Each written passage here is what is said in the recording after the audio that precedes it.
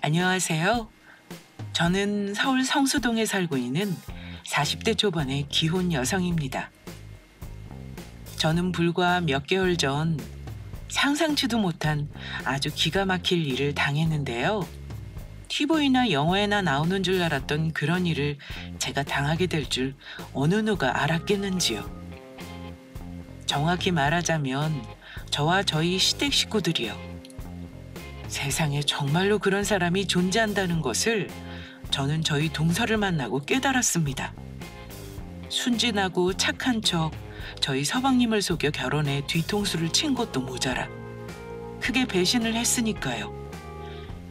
게다가 동서는 자기가 백화점 명품 매장에서 근무한다는 이유로 제가 가난하게 사는 줄 알고 무시하고 막대하다가 결국 저에게 아주 큰 코 다치게 되었습니다. 그래서 지금부터 여러분들에게 그 사연을 이야기해 드리고자 합니다. 저와 남편이 만났던 것은 남편의 대학생 시절 때였습니다.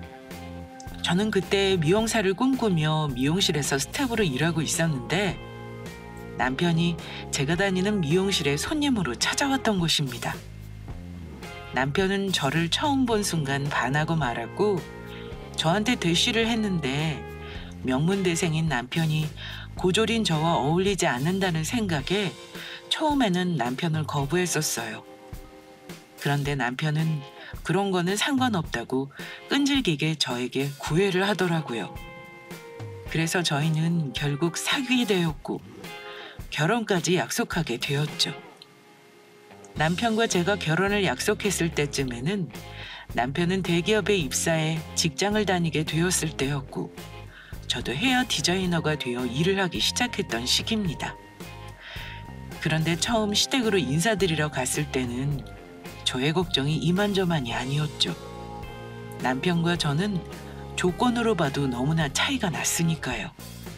게다가 남편의 가족은 시어머니와 시동생뿐이었는데 시어머니는 시아버지를 일찍 떠나보내고 홀로 남편과 시동생을 키웠습니다.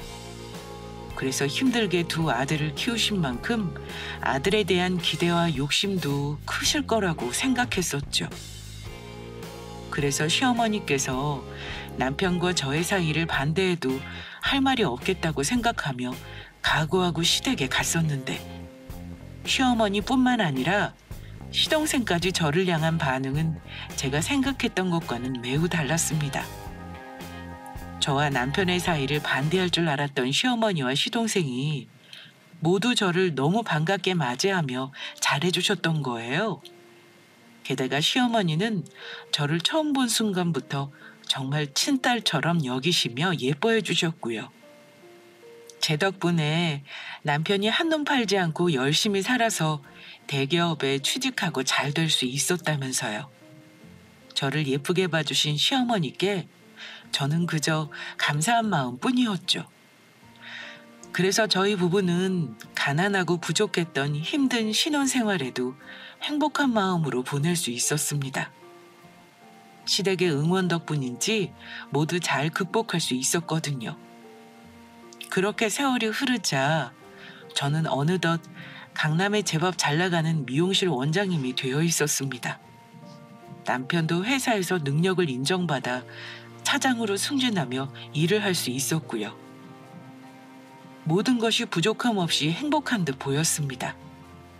문제의 동서가 저희 시댁으로 시집 오기 전까지는 말이에요.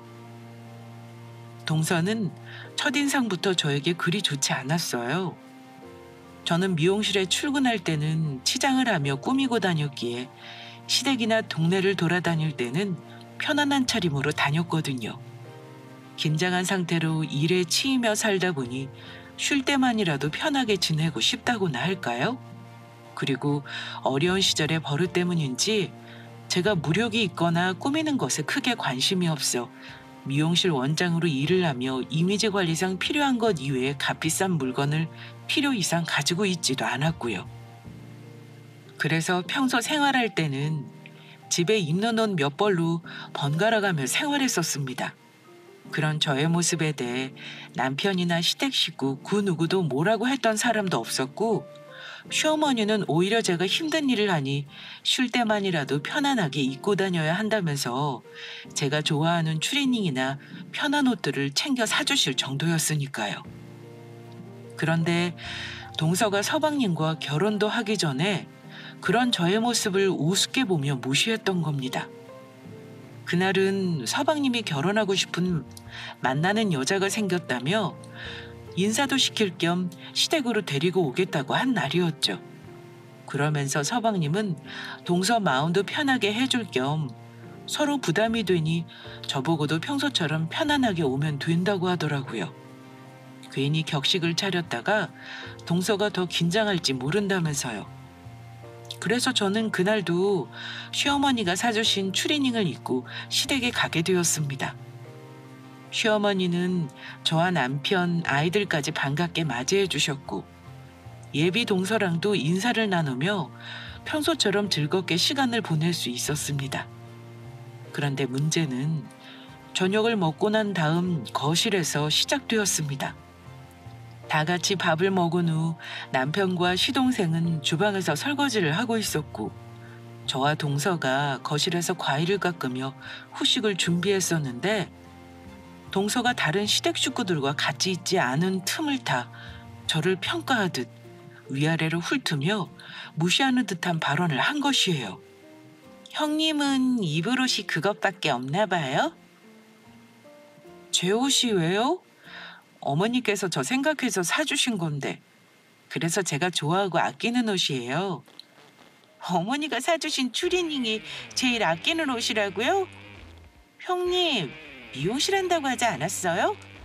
네, 그냥 작게 가게 하나 운영하고 있어요. 형님이 운영하신다는 미용실도 뻔하네요. 도대체 미용실이 얼마나 장사가 안 되면 그러고 다니시는 거예요?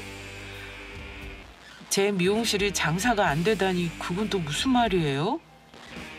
잘 나가는 미용실 원장님들은 평소 보면 엄청나게 잘 꾸미고 다니던데 어머니가 사주신 추리닝을 외출복으로 입고 다닐 정도면 형님 미용실이 얼마나 장사가 안 되길래 그러나 싶어서요. 옷 하나 제대로 살 돈 없어서 지금 그러고 다니는 거 아니에요? 그게 아니고 평소 하도 꾸미고 다녀서 쉴 때라도 편하게 다니려고 그러는 거예요. 어머니도 저 힘들다고 그러라고 하셨고요. 네, 물론 그렇게 말씀하시고 싶겠죠.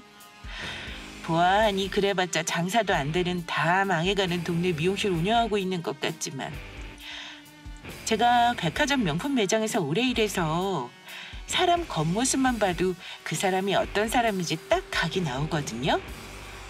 잘 사는 사람들은 그냥 가만히만 있어도 몸에서 귀티가 흐르는데 형님은 전혀 그런 게 안 보이네요.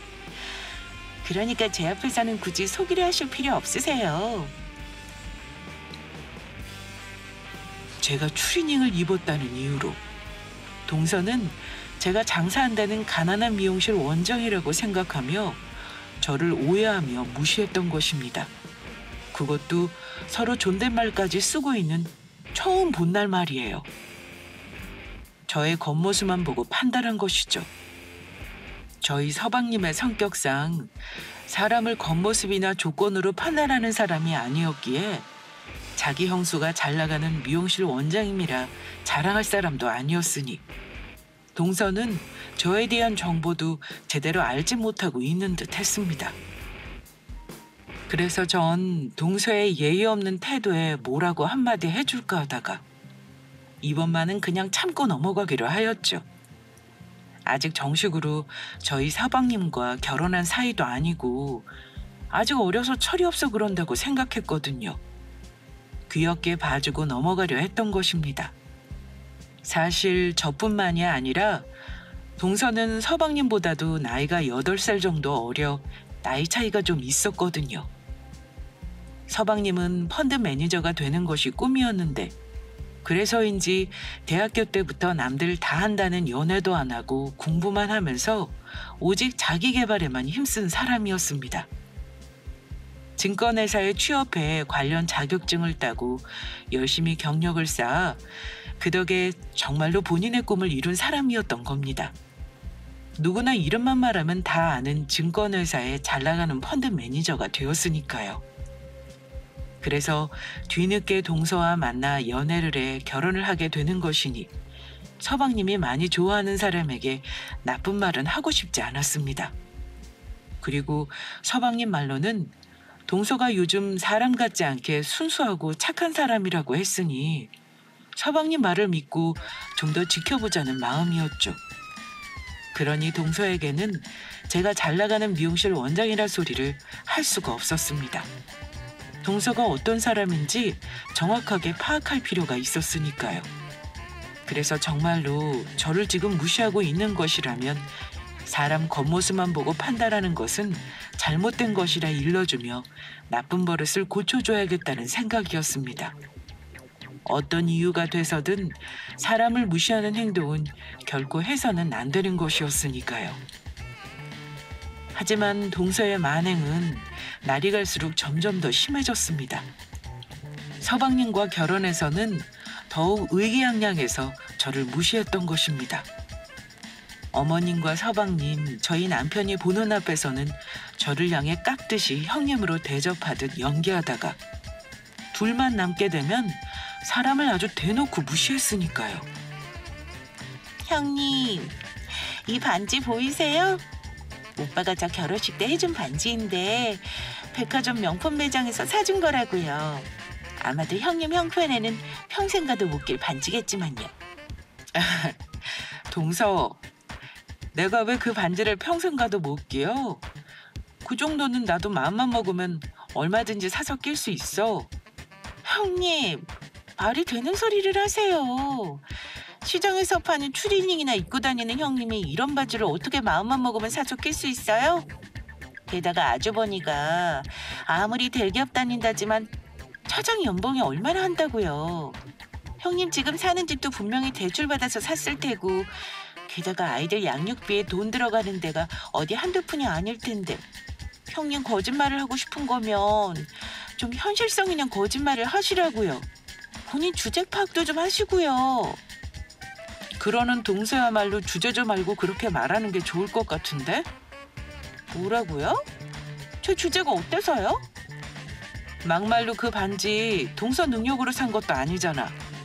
우리 서방님이 결혼 반지로 해줘서 낄 수 있게 된 거면서 왜 잘난 척을 하는 거야? 그리고 요즘 누가 쪽팔리게 명품 반지 하나 꼈다고 자랑을 하고 다녀, 촌스럽게. 내가 다 부끄럽다. 형님, 지금 말 다 했어요? 아니, 말 다 못했는데? 아무리 나이가 어려도 그렇지 그 정도 나이 먹었으면 철 좀 들어. 명품 어쩌고 하면서 유치하게 그런 거를 자랑하려고 하지 말고 제발 정신 좀 차리라고. 동서는 제 말에 창피하긴 했는지 얼굴을 붉히며 그 순간에는 아무 말도 하지 못하더라고요. 화가 났는지 씩씩거리긴 했지만 말이에요. 하지만 동서가 그 일로 저에게 앙심까지 품을 줄 누가 알았겠는지요.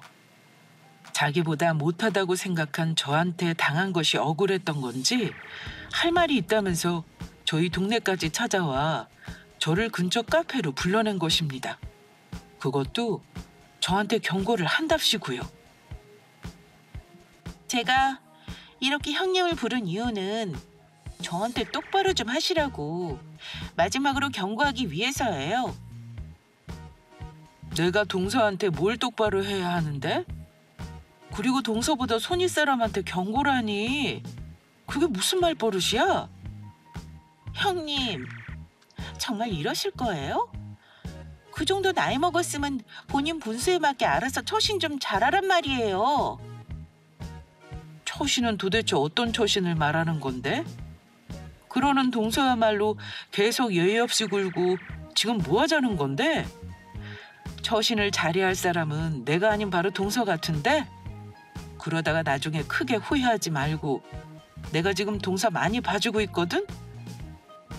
정말 어이가 없어서 지금 형님을 봐주는 게 누군데 그러세요? 형님이 저보다 못 살면 알아서 기어야 할 거 아니에요. 형님, 제 말 잘 듣는 게 좋으실걸요? 그래야 형님한테 콩고물이라도 하나도 떨어지죠. 형님 힘들 때 손 벌릴 사람 솔직히 저희밖에 더 있으세요? 어머, 그러세요? 그런데 이걸 어쩌나? 난 동서가 주는 콩고물 필요가 없어서. 게다가 동서한테 손 벌 일은 더더욱 없고. 그런 거 없어도 내가 워낙 잘 사는 사람이라. 그래, 자존심은. 형님, 그래봤자 다 망해가는 미용실 원장님 아닌가요? 게다가 아주버니가 대기업 다닌다고 해봤자 잘 나가는 펀드 매니저인 우리 오빠보다 잘 벌겠어요? 그러니까 괜히 유치한 자존심 부리지 말고 제가 기회 드릴 때 앞으로라도 저한테 잘하겠다고 하세요. 그동안 주제도 모르고 까불어서 미안하다고 사과하시라고요. 그러면 제가 한 번은 봐드릴게요. 아, 그리고 이건 혹시나 해서 말하는 건데 어디 밖에 나가서 저 만나도 아는 척하지 말아주세요.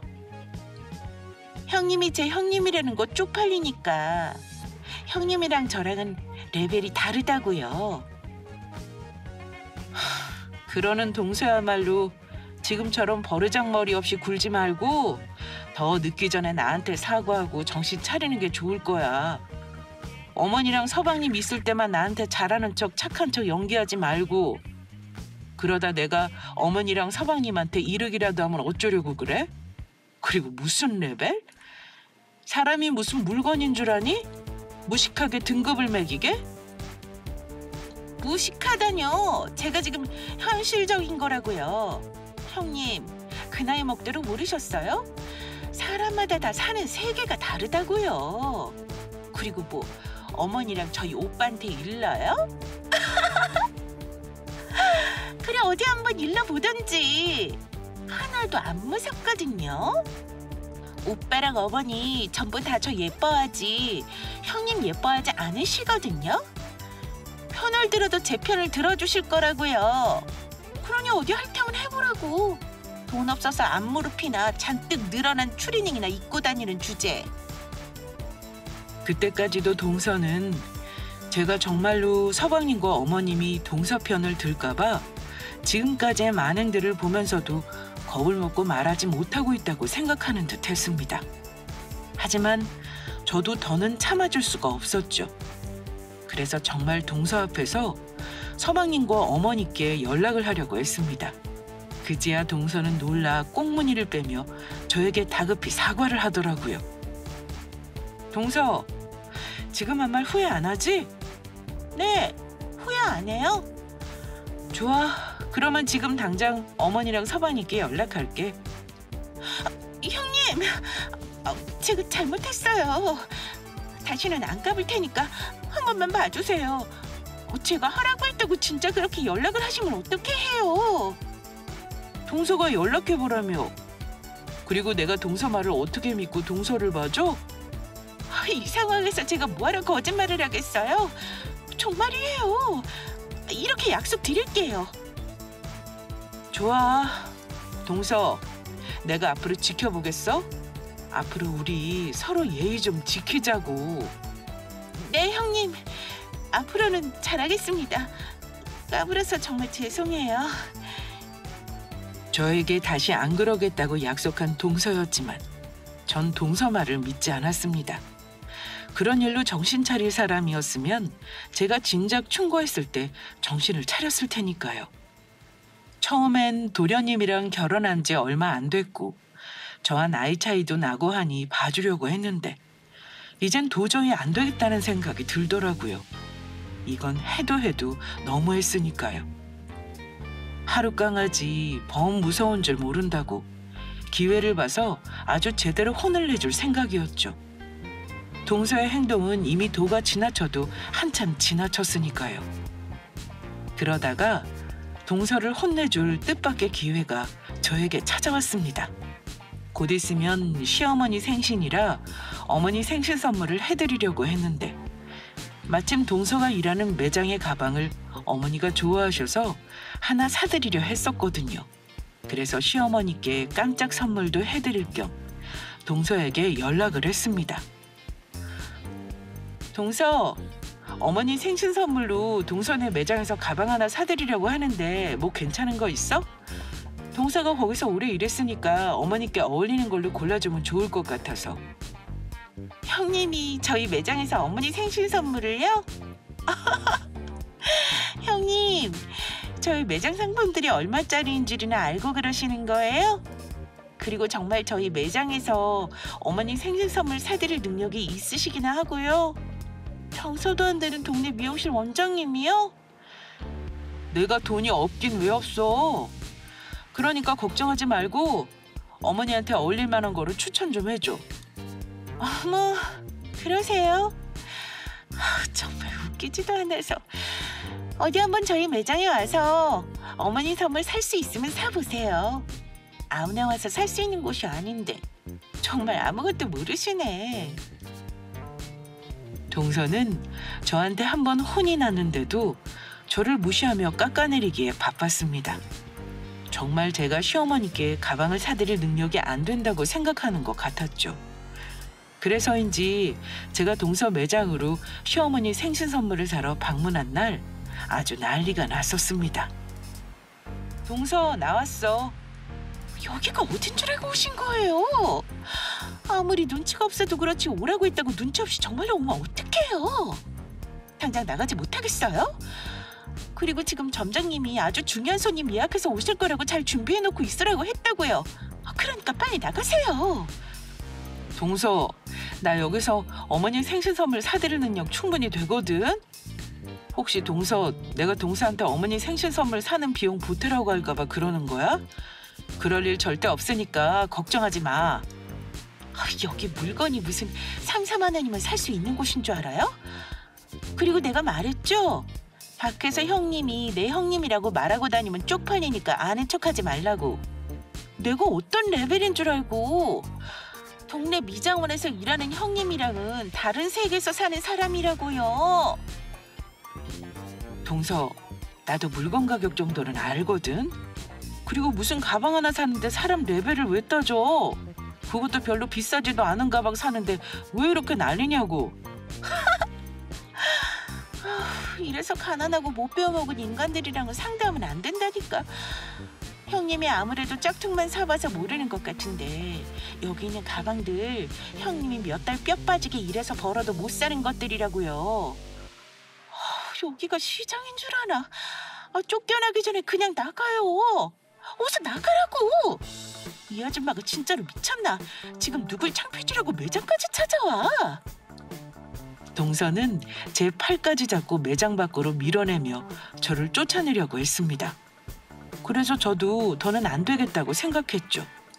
이번 기회를 계기로 제대로 정신을 차리게 해줘야겠다는 생각이었습니다. 동서야말로 좋은 말 할 때 이 손 놓는 게 좋을 거야. 이러다 정말 후회할 일 생길 테니까 난 분명 경고했어. 웃기고 있네. 후회할 일은 무슨 후회할 일. 당신이 내 형님이라는 거 우리 매장 사람들 알면 내가 쪽팔린다고. 당장 나가지 못하겠어? 쭈구리가. 뭐? 쭈구리? 동서, 지금 한 말 정말 후회 안 하지? 이젠 동서가 용서해달라고 해도 절대 용서해주지 않을 거니까. 용서 같은 소리 하고 있네. 내가 죽었다 깨어나도 당신 같은 아줌마한테 용서 빌 일 없으니까 당장 꺼져. 그리고 네가 안 봐주면 뭘 어쩔 건데. 어쩌긴. 말 안 듣고 사람 겉모습만 보고 판단하는 너 같은 인간이 어떻게 되는지 내가 제대로 혼을 내서 알려줘야지. 아줌마가 날 어떻게 혼내? 동네 미용실을 하는 아줌마 주제. 감히 내가 누구인 줄 알고. 내가 상대하는 고객들은 명품 살 수 있을 정도로 다 능력 있는 사람들이라고. 너랑 차원이 달라. 사람 사는 게 다 똑같지. 차원 같은 소리하고 자빠졌네. 너야말로 내가 누구인지 정말 모르나 보구나. 내가 그동안 서방님 얼굴 봐서 참아주려고 했는데 너 정말 안 되겠다. 그때 저희 두 사람을 막는 뜻밖의 사람이 나타났습니다. 바로 동서 매장의 점장님이었죠. 점장님은 우리 두 사람을 보고 놀라 기겁해서 달려왔어요. 영주 씨, 지금 뭐 하는 거야? 점장님, 많이 놀라셨죠? 저희 형님인데 이런 곳에서 가방 살 능력도 안 되면서 글쎄 찾아온 거 있죠? 걱정하지 마세요. 우리 매장 품위 손상시키기 전에 제가 당장 쫓아낼 테니까. 영주 씨, 당장 그만두지 못하겠어? 점장님 다른 고객님들 보실까 봐 그러세요? 오늘 중요한 예약 손님도 오신다고 했는데 빨리 이 아줌마 쫓아내야죠.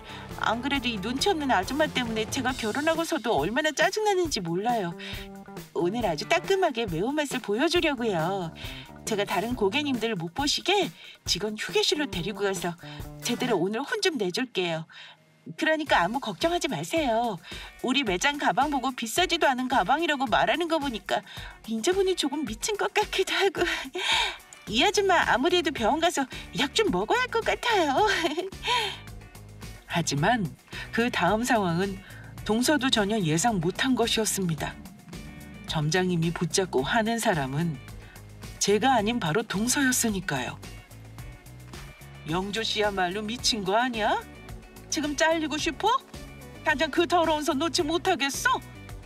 네? 더러운 손이라뇨? 점장님 지금 저한테 하신 말씀이세요? 그리고 물건 살 능력도 안 되는 이 아줌마를 내쫓는데 제가 미쳤다니 그게 무슨 말씀이세요? 영주 씨, 아니 너 지금 그분이 누구인 줄 알고 그러는 거야? 누구긴요. 동네 잡상이보다 못한 동네 미용실 운영하는 저희 형님이죠. 그냥 돈 없는 아줌마요. 돈 없는 아줌마? 너는 돈 없는 아줌마가 강남에서 건물 3층짜리 잘 나가는 미용실 원장하는 거 봤니? 우리 남편 상사님이라고. 김 원장님이 바로 오늘 우리 매장 오기로 한 중요한 예약 손님이야. 그리고 네 손님 아니고 내 손님이라고. 네? 그게 무슨 말씀이세요? 점장님 남편분 강남 유명한 미용실 부원장 하시는 능력 있는 분이신데 거기 원장님이 저희 형님이시라뇨. 부원장님 남편분 분명히 억대 연봉 받으신다고 했는데 그러면 지금 저희 형님이 그 잘 나가는 미용실 원장님이라는 말씀이세요? 오늘 예약해서 오시기로 했다는 중요한 손님이 정말로 우리 형님이시라고요? 너는 지금까지 네 형님이 뭐 하는 사람인지도 모르고 살았니? 원장님한테 우리 매장 가방 사는 거 아무것도 아닌 일이라고. 너야말로 약 좀 먹어야겠다. 네 주제 좀 알고 행동해. 그리고 누가 고객님 겉모습만 보고 판단하라고 했어? 안 그래도 요즘 그런 일 때문에 인터넷에서도 말 많은 거 몰라? 원장님 행동이 아니고 지금 네가 한 행동이야말로 우리 매장 품위 손상시키고 있다고. 너 당장 원장님한테 잘못했다고 용서 빌어. 그렇지 않으면 당장 모가지니까. 그제야 상황이 어떻게 돌아가는 것인지 눈치를 챈 것인지 재빨리 돌변해 행동하는 동서였습니다. 그리고 그제야 백화점에 온 제가 평소 추리닝 입은 모습이 아닌 제대로 꾸미고 왔다는 사실을 깨달은 것 같았죠. 저도 이미지 관리라는 것이 있기 때문에 어디서 고객님들을 만날지 몰라 외출할 때는 제대로 꾸미고 나갔거든요. 평소와 다른 제대로 치장한 저의 모습에 동서는 놀라며 기겁한 표정이었습니다. 형님, 그러니까 그게 형님, 그동안 제가 잘못했습니다. 한 번만 용서해 주시면 안 될까요?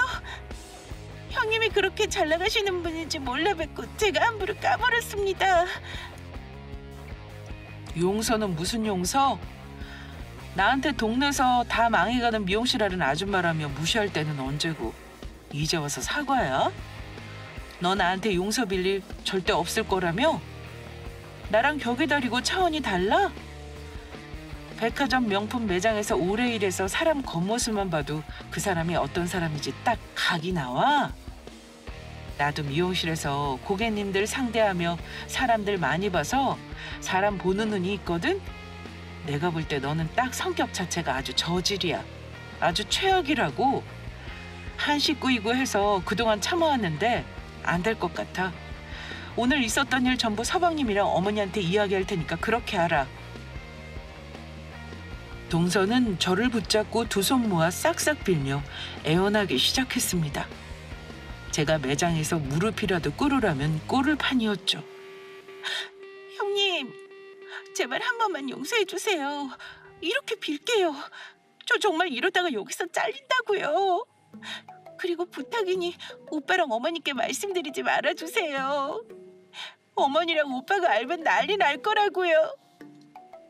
너 서방님 펀드 매니저 만든 사람이 누군지 알아?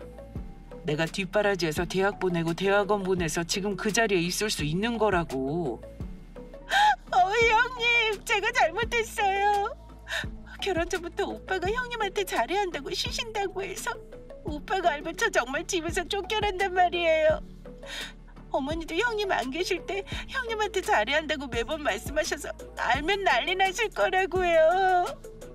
어머님이랑 서방님이랑 그렇게 말했는데도 지금까지 나한테 그랬던 거였니?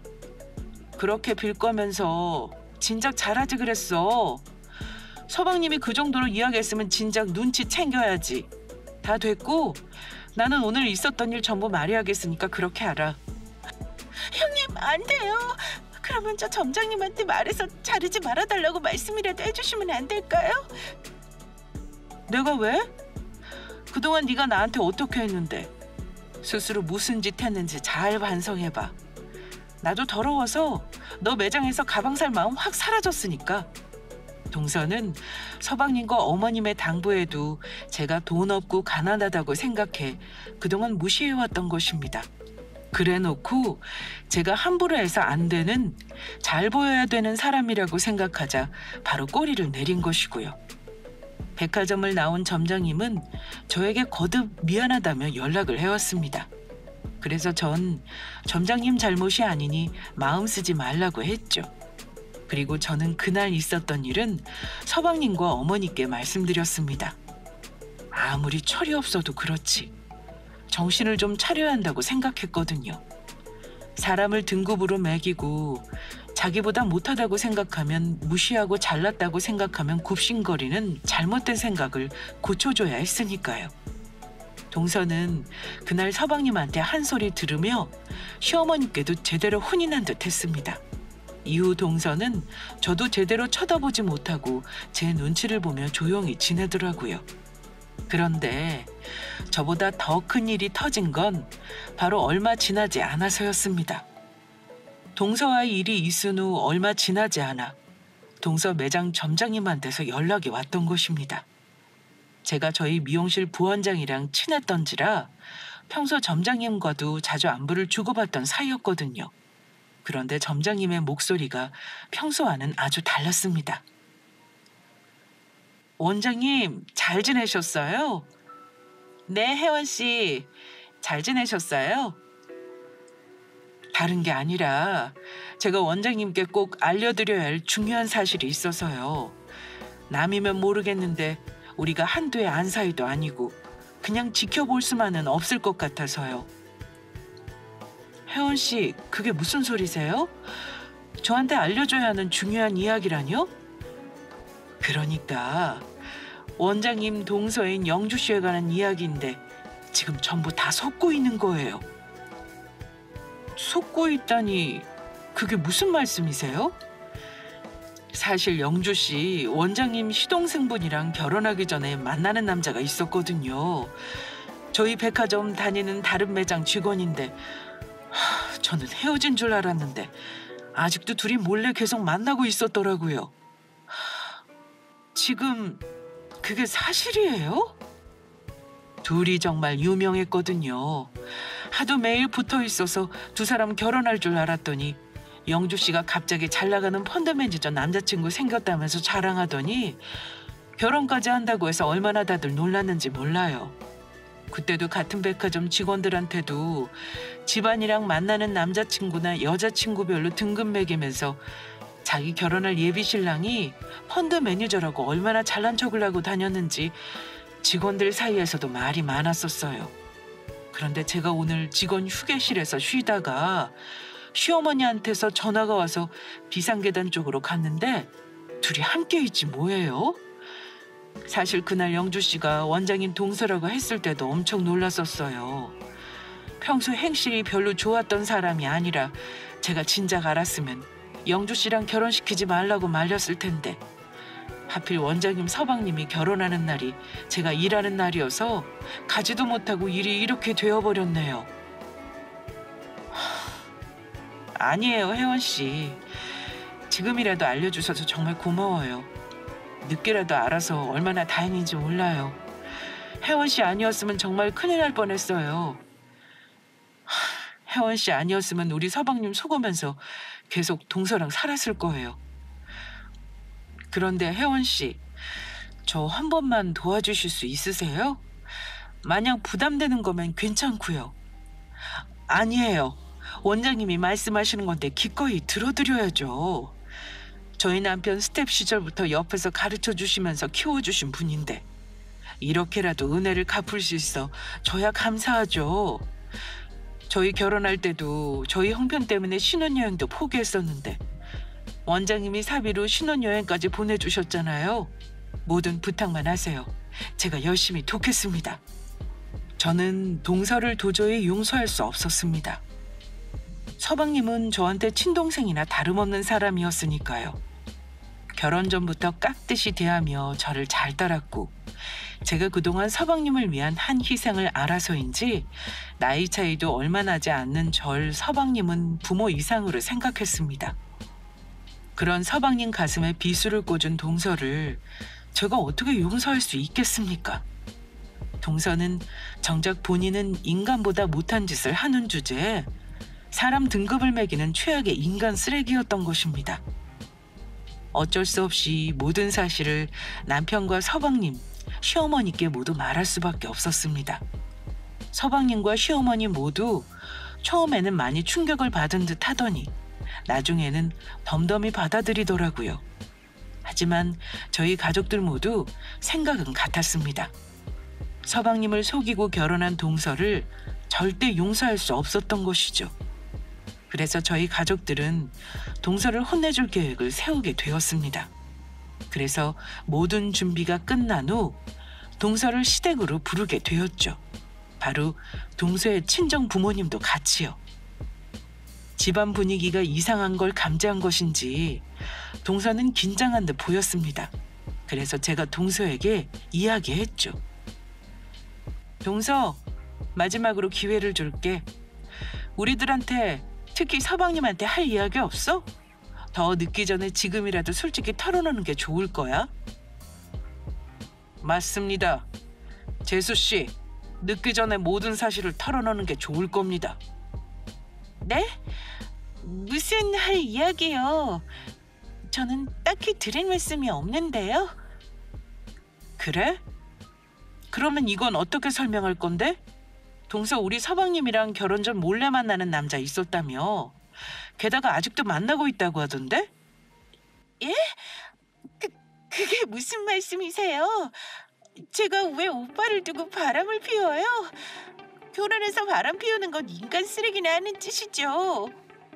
형님, 제가 혹시 형님 저희 매장 찾아왔을 때 무시했었다고 그거 안 싶고 저한테 복수하시려고 이러시는 거예요? 그래서 저 누명 씌우는 거냐고요? 저희 친정 부모님까지 불러놓고 정말 너무하세요. 아무리 제가 미워도 그렇지 어떻게 이렇게까지 하실 수 있어요? 이건 도가 지나치셔도 너무 지나치셨다고요. 당장 저한테 사과하세요. 형님 저한테 복수한다고 말도 안 되는 행동한 이 상황 저한테 사과하시라고요. 그래, 동서 말대로 동서가 바람 피운 게 아니라면 내가 무릎 꿇고 동서한테 사과할게. 아니, 내가 사과의 의미로 무엇이 되었든 동서 소원도 하나 들어줄게. 그게 정말이에요? 그러면 어서 저한테 사과하시고 제 소원도 들어주세요. 전 우리 오빠 두고 바람 같은 거 피운 적 없으니까. 그런데 말이야, 동서. 그 전에 동서가 직접 보고 확인해줘야 할 게 있어. 제대로 이야기해줘야 할 거야. 저는 시어머니와 남편, 서방님, 그리고 사돈 어른들이 보는 앞에서 동서와 상간남이 밖에서 몰래 만나 바람 피운 장면이 담긴 사진을 내밀었습니다. 그때 점장님한테 부탁한 것은 다름 아닌 동서를 지켜보고 있다가 동서가 회사에서 퇴근할 때 저한테 연락을 해달라는 것이었습니다. 그래서 제가 동서의 뒤를 밟아 상간남과 데이트를 하며 몰래 만나는 장면이 담긴 사진을 찍을 수 있었던 것이죠. 그러자 동서는 놀라 어찌할 바를 몰라 하더라고요. 감히 네가 서방님이랑 우리 집안을 농락해? 네가 그러고도 사람이야? 저의 말에 동서는 놀라며 서방님과 시어머니를 붙잡고 애원하기 시작했습니다. 오빠 미안해. 오빠 만나기 전에 잠깐 만났던 사람이고 오빠 알기 전에 내가 빨리 정리하려고 했어. 그런데 이 자식이 날 놔줘야지. 나 오빠 정말 사랑해. 그러니까 나 한 번만 용서해주라. 나한테는 오빠밖에 없어. 이렇게 사랑했던 남자 오빠가 처음이고 오빠가 내 첫사랑이란 말이야. 첫사랑? 너는 첫사랑 두고 딴 놈 만나서 바람 피우냐? 다 필요 없으니까 우리 그만 갈라서자. 어머니, 제가 잘못했어요. 앞으로는 착한 며느리로 어머니 잘 모시고 살게요. 그러니까 저한테 제발 마지막 기회 주세요. 내 앞에서 순진한 척 착한 척 다 하더니 네 것이 감히 우리 아들 인생을 농락하고 망치려 들어? 우리 첫째 아니었으면 어쩔 뻔했어. 아주 제대로 내 아들 인생 망치며 살 뻔했다. 너희들 이혼시킬 거고 내가 네 것한테 우리 아들 인생 기만한 죄값 물어서 위자료까지 전부 받아낼 테니까 그렇게 알아. 내가 아주 너 다시는 이런 못돼 먹은 짓 못하도록 인생의 쓴맛을 보여줄 거야. 그러자 동서는 제 잘못에 대해 반성할 생각은 안 하고 저를 죽일 듯 노려보며 원망했습니다. 이게 다 전부 형님 때문이에요. 형님, 이 사진 어떻게 찍은 거예요? 혹시 내 뒤를 밟으면서 스토킹이라도 한 거예요? 내가 당신 고소할 거야. 이거 사진 찍은 거 불법이라 바람 피운 증거로 못 쓰는 거 알지? 내가 당신 사생활 침해 불법 촬영인 거 뭔가로 철창에 집어넣을 거라고. 어디 집어넣어 봐라. 내가 그 정도 각오도 없이 일을 벌였는 줄 알아? 나 어차피 돈도 많고 감옥 갔다 온다고 미용사 일도 못하는 것도 아니고 하나도 무서운 거 없거든. 우리 서방님 위해서 내가 그 정도는 못할 것 같아? 그러니까 나도 죄값 받을 테니까 너도 어디 네 죄값 한번 받아봐. 이게 정말 끝까지? 동서는 제 말에 화가 났는지 저에게 달려들려고 했습니다. 하지만 그럴 수가 없었죠. 저를 때리려 동서를 막은 것도 모자라 동서의 멱살을 잡고 뺨까지 날리는 사돈어른 두 분이 계셨으니까요. 동서의 부모님은 철썩철썩 소리가 거실에 울릴 정도로 동서의 뺨을 세게 때리셨습니다. 내가 널 그렇게 가르쳤니? 네가 아주 미쳤구나. 대학교까지 나와서 정신 못 차리고 살다가 백화점도 취직하고 나중에 마음에 드는 사이도 데려와 좋은 집안이랑 사도까지 맺을 수 있어서 내가 얼마나 좋았는데. 인제 보니 네가 네 부모도 모자라 결혼한 남편이랑 여러 사람까지 기만하며 인생 망치려 했어. 네가 그러고도 사람이냐? 이 망할 것. 그렇게 살면 호적에서 나가서 네 멋대로 살아. 왜 가만히 잘 사는 사람이랑 결혼해서 남의 인생을 망치려고 들어 이 잡고사. 네가 잘못된 듣고 고소는 무슨 고소야. 너는 창피하지도 않냐? 넌 맞아야 정신 차려 이 정신 나간 미친 고사. 동서는 사돈어른 두 분한테 그날 먼지가 나도록 맞았습니다. 저희가 겨우 말려 상황이 겨우 진정되긴 했지만 말이에요. 그리고 서방님과 동서는 이혼을 하게 되었습니다. 서방님이 이혼 소송을 걸어 동서와 상간남에게 위자료까지 받아낼 수 있었고요. 모든 사실을 밝히기 전에 이미 제가 서방님에게 말해 서방님은 동서 몰래 동서가 바람 피운 증거를 모아두었었거든요. 동서가 서방님이 카드로 대부분 생활하고 있었는데 동서가 몰고 다닌 자동차 블랙박스며 카드 내역 곳곳에 상간남과 바람 피운 흔적들이 전부 남아있었으니까요. 그래서 동서는 서방님이 해줬던 결혼 반지며 선물이며 모두 빼앗기고 결국 맨몸으로 쫓겨나고 말았습니다. 게다가 돌아간 친정에서도 쫓겨난 것 같더라고요. 그동안 모아둔 돈 한 푼 없던 것으로 알고 있는데 알거지로 길바닥에 나앉게 된 것이죠. 그리고 얼마 지나지 않아 동서가 바람 피운 것이 백화점안까지 소문이 나면서 그동안 고객들한테 함부로 했던 일까지 크게 번져 매장에서도 잘렸다고 합니다. 바람 피우던 상간남도 다른 여자가 생겼는지 동서를 버렸다고 하고요. 정신 못 차리고 남을 무시하며 못되게 살다가 결국 본인 인생이 나락으로 떨어진 것이죠. 그 후 한 번만 용서해달라고 동서를 찾아왔던 것 같은데 그런 사람을 다시 받아줄 사람은 세상 천지에 없었습니다. 그런데 그런 동서를 제가 얼마 전 우연히 마주친 적이 있는데 떡볶이 집에서 아르바이트를 하고 있더라고요. 저를 보더니 모르는 척 외면했었는데 생활이 어려운지 많이 망가진 모습이었습니다. 아마도 동서가 고객들에게 함부로 했던 것들과 바람 피운 것까지 다른 백화점까지 소문이나 써주는 곳이 없었던 것 같습니다. 백화점 명품 매장에서 일한다고 잘난 척하고 바람까지 피우더니 아주 제대로 인생의 쓴맛을 보게 된 거죠. 부디 앞으로는 정신 좀 차리고 제대로 인생을 살았으면 좋겠습니다. 저희 서방님은 동서의 일로 충격이 컸던 것인지 한동안 많이 힘들어했지만 지금은 많이 회복한 상태입니다. 그리고 남편이며 시어머니며 서방님까지 모두 저에게 고마워하고 있고요. 제가 아니었다면 정말 서방님 인생이 크게 농락당할 뻔했다면서요. 그 일로 서방님뿐만 아니라 남편까지 저에게 더욱 잘하게 되었습니다. 남편은 저처럼 좋은 사람을 만나 결혼해서 정말 다행이라고 해요. 저 같은 사람을 부인으로 둔 자기는 누구보다 행복한 사람이라면서요. 그러니 저도 시댁 식구들에게 더 잘할 수밖에 없고요. 비록 동서의 일로 가족 모두 상처가 나긴 했지만 지금의 상처를 잘 극복하고 더 행복하게 살도록 노력하려고 해요.